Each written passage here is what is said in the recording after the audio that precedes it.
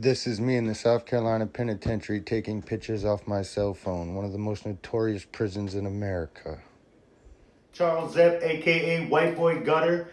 I made this video for a couple reasons. One, I keep seeing a bunch of videos about prison stories, and prison life. And I wanted to clarify a few things in this video.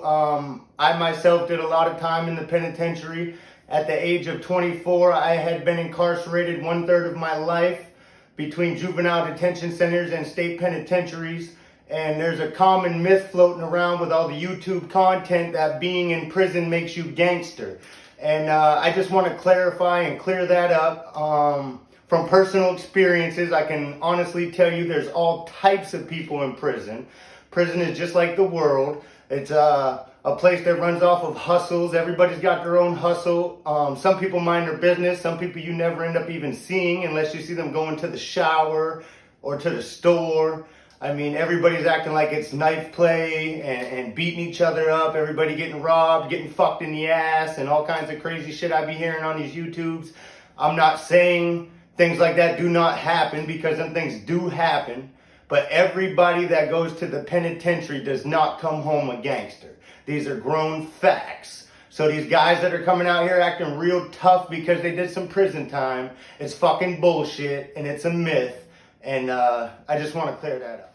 We'll start with a little background on myself. I grew up in Syracuse, New York. I was born in University Hospital. And my mother was Tammy. My father was Chuck. None of that really matters. But anyway, I was born into a drug-addicted family. My parents were strung out on crack cocaine at the time. I grew up right after the epidemic of crack cocaine in New York State. And then I lived with my mother until the age of 12 in a very poor environment. Syracuse is number 3 in the nation for poverty.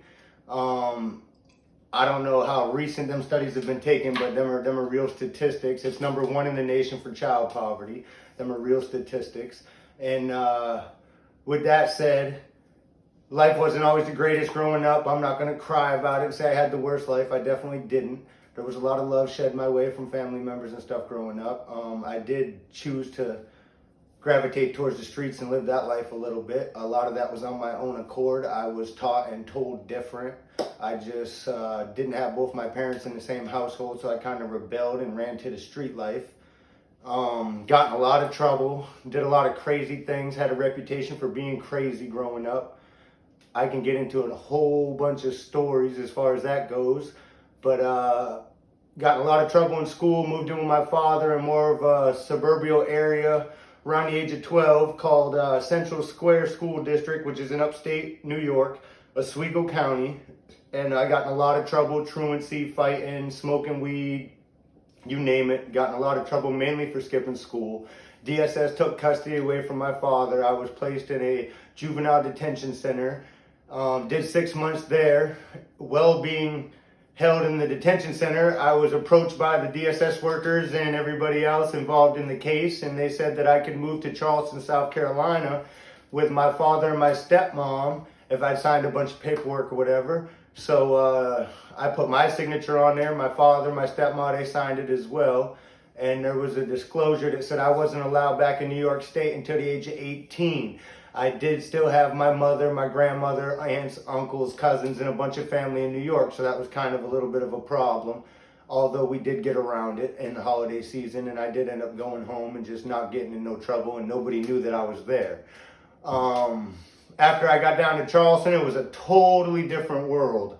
I came from New York, like I said, very poverty-stricken city. Everybody was, it was more of a melting pot, mixing pot, if you will. You had Polish, Irish, African-American, Haitians, Dominicans, Puerto Ricans, you name it. So much different cultures, so many different people from different parts of the world. And then when I got to Charleston, there was 2 races. It was white and black. And that was a super culture shock to me. Where I came from, a lot of things that I did as a youth, they didn't do as youth here, the white people. And I didn't fit in with that community very well, and I gravitated towards the black community. which became my friends and adopted me as family. And to this day, that's still pretty much how my life is. With that said, I'm not gaining no clout because all my friends are black, and that's the whole point of my video making right now. Is I'm trying to clear things up with people acting like they're so tough because they did penitentiary time or they've been to jail. A lot of people go to jail for junky reasons, bad habits, shooting heroin, touching kids, raping women, breaking into people's houses, stealing cars, fraud, stealing credit cards. I mean, there's so many ways to end up in the penitentiary, and I just don't see how, with all them ways to end up in prison, 90% of the content on YouTube is, oh, I'm hard, I was in there fighting, I was killing people, I was gang banging, I got bodies, all these crazy scenarios and stories you hear from these YouTubers and stuff. I mean, it blows my mind. It is totally ludicrous.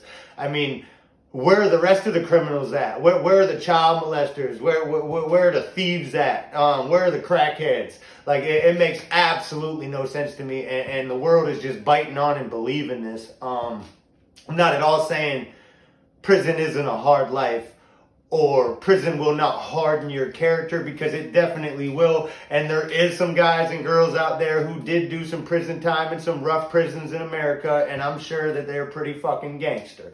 This video is not for everybody. If the shoe fits, wear it. I'm just clearing up the air that a lot of these people aren't fucking gangster.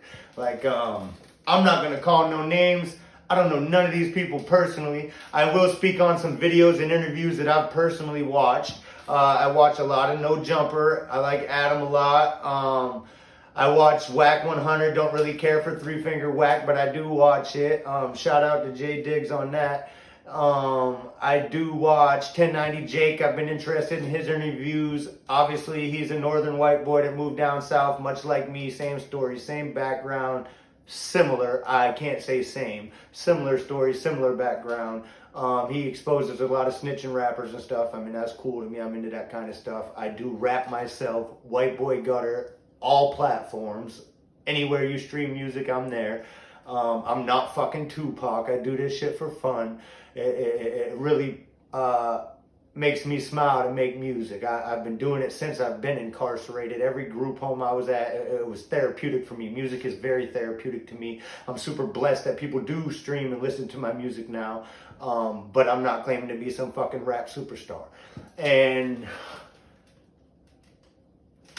because you go to prison does not mean you have to have chains on you for the rest of your life. There's a lot of very, very successful entrepreneurs out there who have done prison time. A lot of very big businessmen learn business in the streets. A lot of people that are huge entrepreneurs learned how to hustle and how to flip money with narcotics and different methods, pimping, fraud. I mean, a lot of people learned about money illegally and then took that knowledge, quit doing illegal stuff because they didn't want to get incarcerated again, and ran with it and turned it into a very positive life. I have done the same thing. I went to prison for distribution of crack cocaine, carjacking with bodily harm, strong arm robbery, manufacture and possession of crack cocaine in the school zone, possession of a firearm during a commission of a violent crime, numerous fucking charges. But with that said, I came home from prison in 2011. It's now 2023. I've been going home from prison 13 years. And with that said, you can change your life around. I thought there was going to be no hope for me, no other way than for me to sell narcotics when I was released from the penitentiary. Right now, as we speak, I'm a father of 3. All my kids were born after I came home from prison. 2 of my kids are super relevant in my life. I do see my 3rd child, not as much. I own multiple businesses. I own, number 1, a construction handyman repair business, which is probably the biggest bread and butter in my life. I do great with it. I learned a skill via my father, and I took courses while I was in the penitentiary, came home, applied it to the real world, and I build fences, decks, remodel houses. I have guys that work for me. it's a great thing. It has become a super positive thing in my life. I've spun a lot of businesses off of that business. I have another business that mounts and hangs TVs and assembles tables and furniture and things that you purchase on Amazon, other sites like that. I sell sunglasses, zepsummerwear.com. I have a bunch of sunglasses. In the future videos, we'll get to that. I'll show y'all some of my merch and my products. I actually make the sunglasses myself. We can go through some tutorials on that. I rap. I have a line of CBD, which is marijuana without THC. Really, that's just for my shows and merchandise for my shows and stuff like that. Do a lot of hustling on Facebook. I sell a lot of cars. Buy cars for $2,000, sell them for $3,000. Just put a nice little wash on it. Take some better pictures. Make a couple of dollars. The world is full of hustles. Don't ever think because you were in the penitentiary that you can't come out here and be successful, because that is bullshit. There's another guy on Instagram, the felon entrepreneur. Super cool cat. I've reached out to him a couple times.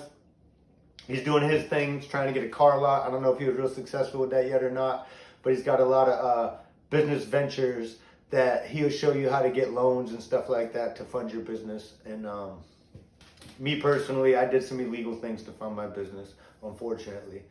Now, I'm not going to say to fund my business. I did some illegal things to acquire some money to learn about life until I decided to be a businessman. And then I completely changed my life. I mean, as of right now, I very rarely break the law. I smoke marijuana. That's probably the most incriminating criminal thing that I do. Other than that, man, I raise my kids. I go to work. I try to make money. I try to multiply my money. I try to expand my brain. I try to educate myself. I really have big dreams and aspirations. But if I get a bunch of likes on this video, if I get more people to subscribe at my YouTube, Charles Zepp, White Boy Gutter. If I get more people to subscribe to my Instagram, which Instagram and Facebook are doing pretty good, but my Instagram is White Boy Gutter. Gutter is Guttah. My Facebook is Charles Zepp, Zepp. I am verified. Any other account is not me unless it has the blue check. Yeah, if I can get some more subscribers on my YouTube channel, I'll go through a whole bunch of prison stories. I'll expose some people that I know. We'll get it jumping. This is really just a video to test the waters and tell y'all who I am. But I got some good stories. I got some good realities. I got some good things that I can bring to the table as far as the prison network of YouTube goes. So stay tuned for the truth. White Boy Gutter. Thank y'all.